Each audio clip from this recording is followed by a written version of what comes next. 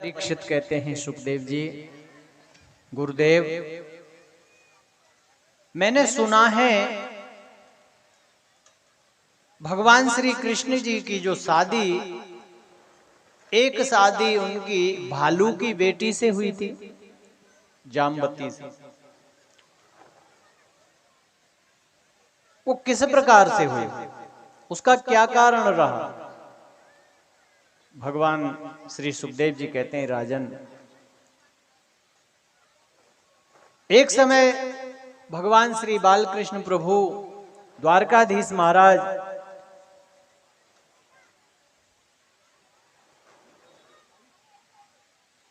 यज्ञ करने के लिए, राजसूय यज्ञ, जब राज्य प्राप्त हो जाता है तो उसके बाद में यज्ञ करना चाहिए। जिस प्रकार से आपको कोई पद प्राप्त हो जाए तो आपको एक आयोजन करना चाहिए सदगृहस्थ को। जैसे आजकल किसी भी प्रकार से कोई राज सत्ता प्राप्त कर लेते हैं, जैसे कोई इलेक्शन में विजयी होकर के आए तो 5 साल के लिए उसको राज मिलता है, तो उस समय उसको एक यज्ञ करना चाहिए। चाहे जैसे गांव का मुखिया या सरपंच होता है, कहीं प्रधान होता है, या ब्लॉक का प्रमुख होता है, या विधायक होता है, या MP MLA होता है, ये राज सत्ता के ही तो रूप हैं, तो उसको आयोजन करना चाहिए। तो द्वारकाधीश प्रभु आज एक आयोजन करते हैं। अच्छा, यज्ञ आयोजन होता है तो उसमें बहुत आदमी की जरूरत पड़ती है। जैसे आपने ये आयोजन किया तो आपने कितने लोगों को साथ में मिलाया, सबकी जरूरत होती है। छोटे से छोटे आदमी की, बड़े से बड़े आदमी की जरूरत होती है, तब जाकर के ये यज्ञ संपन्न होते। उसी प्रकार से भगवान ने एक बैठक बुलाई, मीटिंग, पंचायत बुलाई। अपने सभी जितने भी यादव थे, मंत्री आदि, जो अड़ोस पड़ोस के छोटे मोटे राजा थे, सामंत थे, उन सबको, अपने राज्य में जितने भी थे उन सबको बुलाया और वो यज्ञ के लिए बैठक कर रहे थे। यज्ञ में बहुत प्रकार की वस्तुओं की जरूरत पड़ती है, बहुत प्रकार की व्यवस्था करनी पड़ती है और बहुत समय पहले से तैयारी करनी पड़ती है। जिस प्रकार से आप लोगों ने इस आयोजन को करने के लिए व्यवस्था की, आज भगवान उसी व्यवस्था को बनाने के लिए बैठक करने बैठे हैं। प्रिय बंधुओं, भक्तों, उसमें बैठक में एक राजा सत्राजीत राजा हैं। वह भगवान सूर्य की उपासना करके आए थे, तो उनको सूर्य भगवान ने प्रसन्न होकर के एक कौस्तुभ मणि दी थी। मणि, उस मणि में इतना प्रभाव था कि वो 2.5 कुंटल सोना नित्य प्रति देती थी। 8 बार सोना डेली देती थी।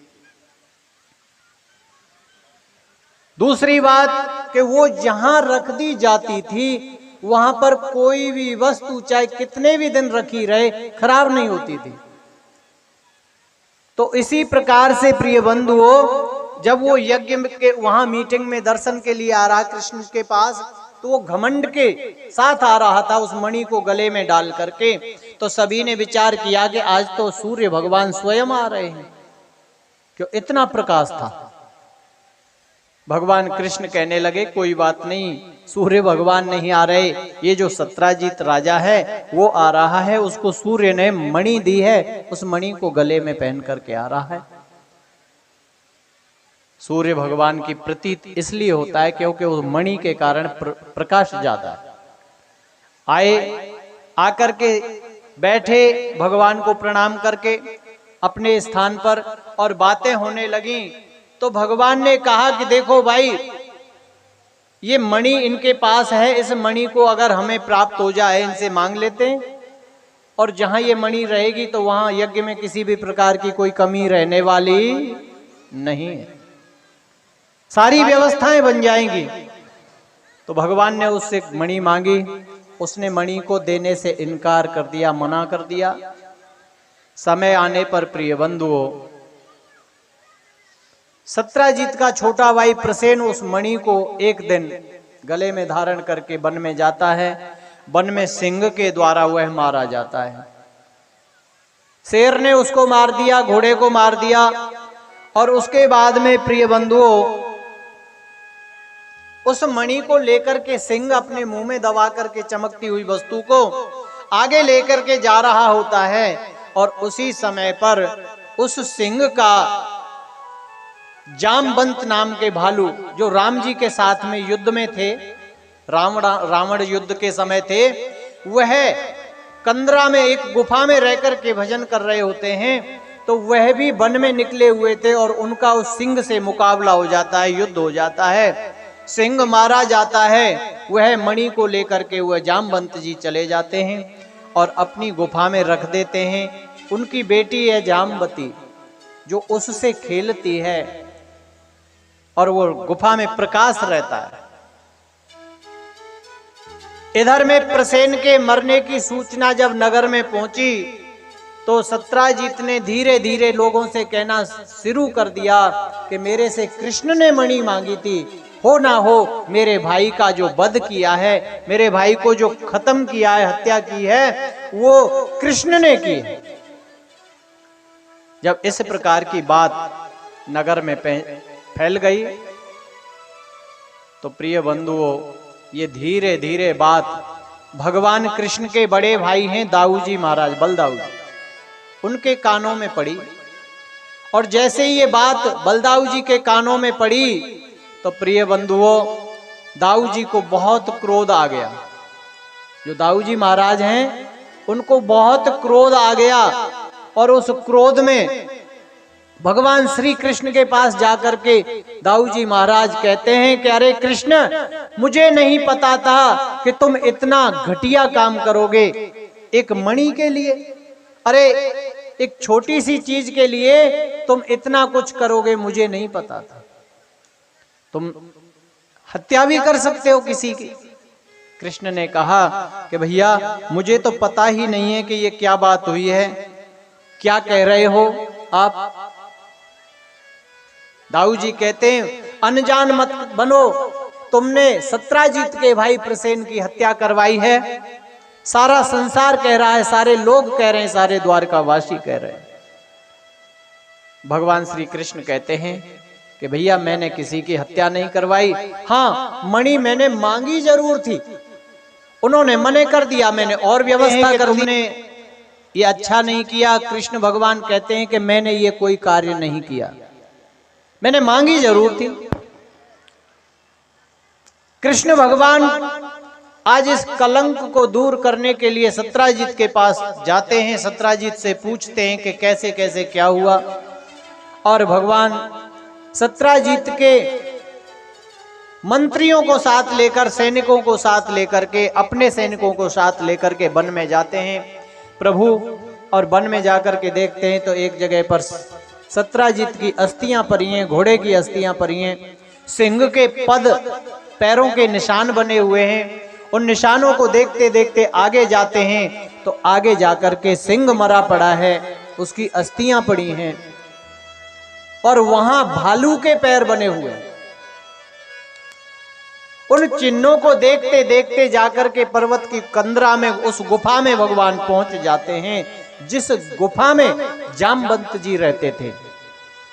और उस गुफा में पहुंचे, जामवंत जी सोए हुए थे और जामवती जो उनकी कन्या है उस मणि से खेल रही थी। भगवान ने उस मणि को उस कन्या के हाथ से छुड़ा लिया। वो बालक, कन्या रोने लगी। जब कन्या रोने लगी, कन्या की आवाज रोने की सुन करके जामवंत जी उठ खड़े और जब उन्होंने अपनी गुफा में किसी पुरुष को देखा तो सीधे हमला कर दिया, भगवान पर हमला किया। प्रिय बंधुओं 27 दिन तक भगवान के साथ ही युद्ध चला। बोलो राधे राधे। और भगवान जब गुफा में घुसे थे तो सभी सैनिकों को बोल करके घुसे थे कि तुम बाहर रहो, 8 दिन में अगर मैं बाहर आ जाऊं तो ठीक है, अन्यथा तुम लौट जाना। 8 दिन के बाद में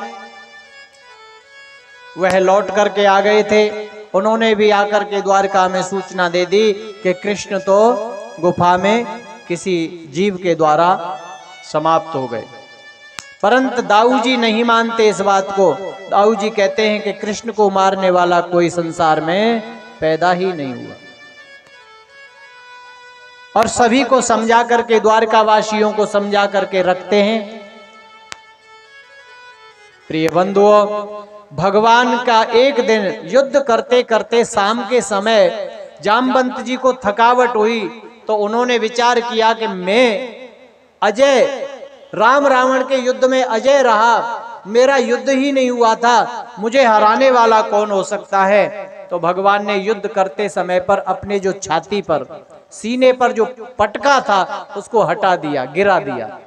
और जैसे ही पटका हटा तो भगवान के श्री वक्षस्थल पर वह चिन्ह दिखाई दिया जो राम के था। भृगु ऋषि की लात पैर का जो चिन्ह था भगवान के हृदय पर वह दिखाई दिया। तो उसको दर्शन हुए कि ये तो मेरे श्री राम हैं। भगवान के चरणों में गिर पड़ा और क्षमा मांगने लगा। कहने लगा, प्रभु मुझसे गलती हो गई।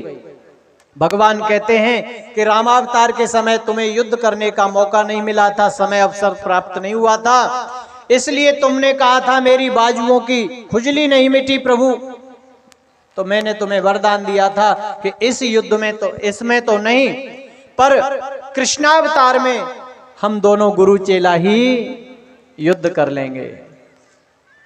इस प्रकार से प्रिय बंधुओं, भक्तों, माताओं, देवियों, भगवान ने आज जामवंत जी का जो रामावतार के समय पे दिया हुआ जो वचन था उसको पूरा किया। और भगवान उस मणि को मांगते हैं कि इस मणि को दे दो, इसके कारण मुझे यहाँ आना पड़ा है। जामवंत जी कहते हैं कि प्रभु मणि को तो दूंगा ही, परंतु ये मेरी जो कन्या है इसे भी पत्नी रूप में स्वीकार कीजिए और ये मणि दहेज रूप में स्वीकार कीजिए। इस प्रकार से भगवान का ये दूसरा विवाह हुआ। कल पहला विवाह हुआ किसके साथ हुआ? रुक्मिणी जी के साथ। और ये दूसरी शादी किसके साथ हुई?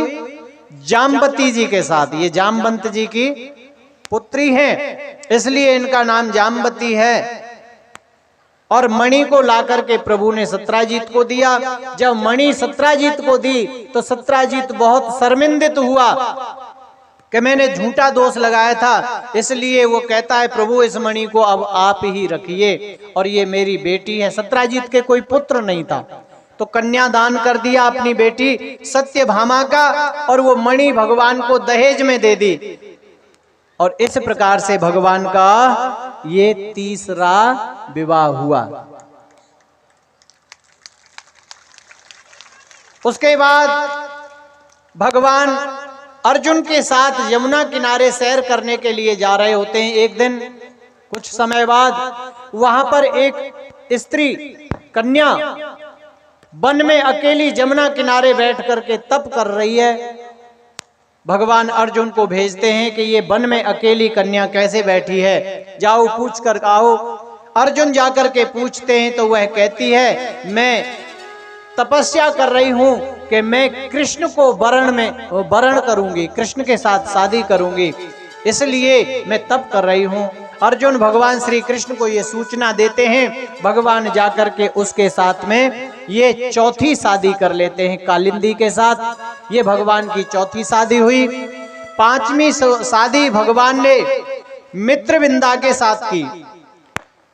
बिंद और अरविंद नाम के दो भाई थे, ये राजा थे। इनकी परम लाडली बहन थी जिसका नाम था मित्रविंदा, तो उसको भगवान ने वरण किया। और पांचवी शादी भगवान ने नागनिजिति के साथ की। और छठी शादी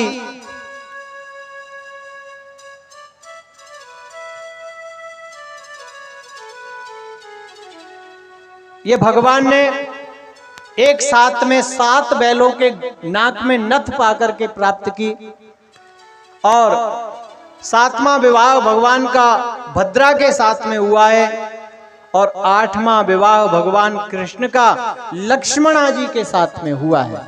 इस प्रकार से ये 8 शादी भगवान की हुई हैं।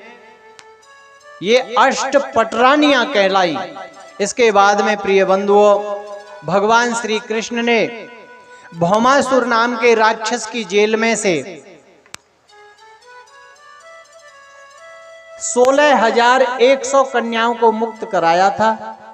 जो भौमासुर है वह राजाओं की कन्याओं को ले आता है और जेल में बंद कर लेता है, और उसको किसी ने कह दिया था कि जब 20,000 शादी एक साथ करेगा तो तू अमर हो जाएगा। नारद जी ने कह दिया था। तो उसका लक्ष्य था 20,000 एक साथ।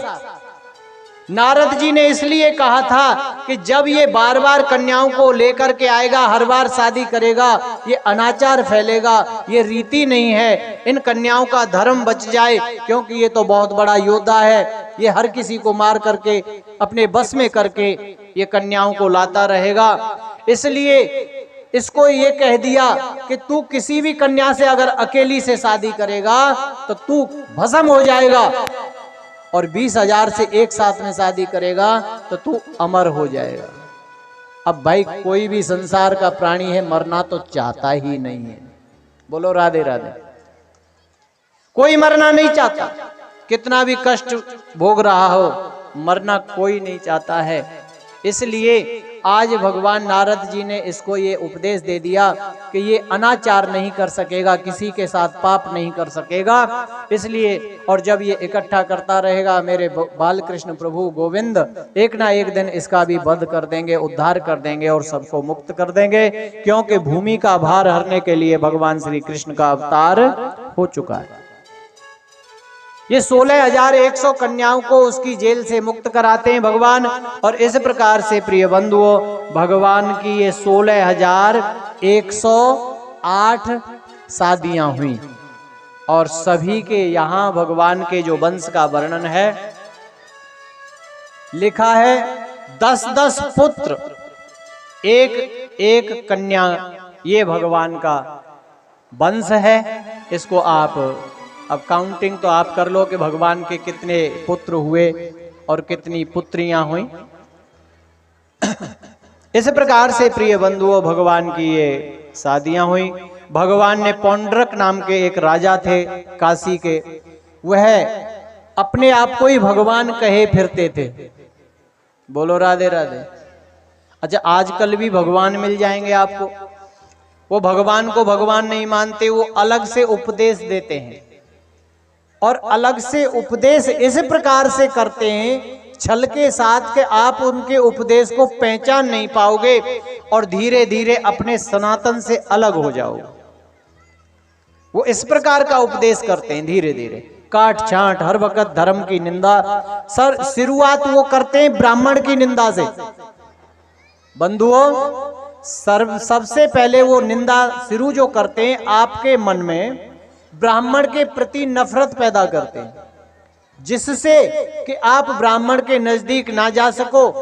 ब्राह्मण आपको वेद शास्त्र, जो हमारे हजारों करोड़ों साल की जो परंपराएं चली आ रही हैं, उनको आपको समझा ना सके, आप उनसे दूर हो जाओ। दूसरे नंबर पर लेते हैं वो संतों को। बोलो राधे राधे।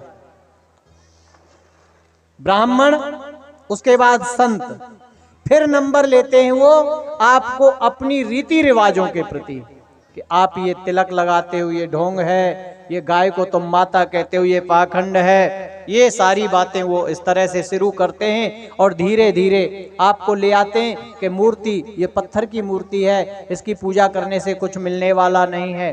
प्रिय बंधुओं, ये पत्थर की मूर्ति है, सभी जानते हैं मंदिर में मूर्ति जो होती है पत्थर की होती है, अरे अष्ट धातु की भी होती है, परंतु ये मूर्ति एक साधन होता है आपके हृदय में भगवान को बसाने के लिए, एक साधन है।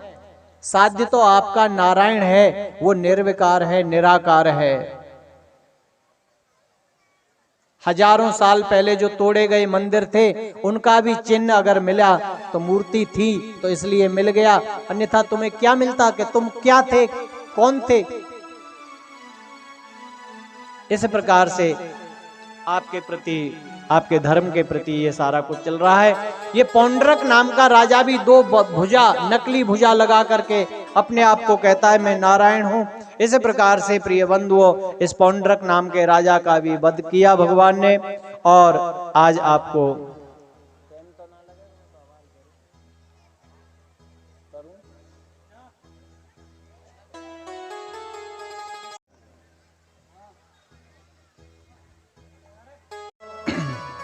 इसके बाद में भगवान आज सूर्य ग्रहण का समय आया, सो अवसर आया।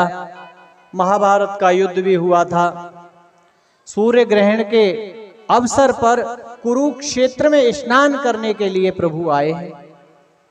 देखिए, कुरुक्षेत्र में सूर्य ग्रहण में स्नान करने से आपकी राशि में अगर ग्रहण दोष बना हुआ है वह दूर हो जाता है। अच्छा, राशि में ग्रहण दोष किसको कहते हैं आप जानते हो?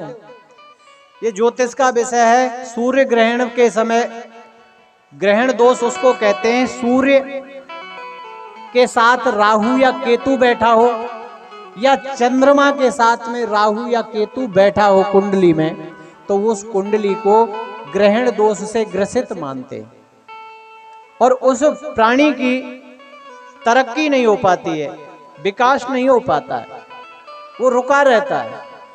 चाहे कितने भी और ग्रह अच्छे बैठे हों, ऐसी स्थिति बन जाती है।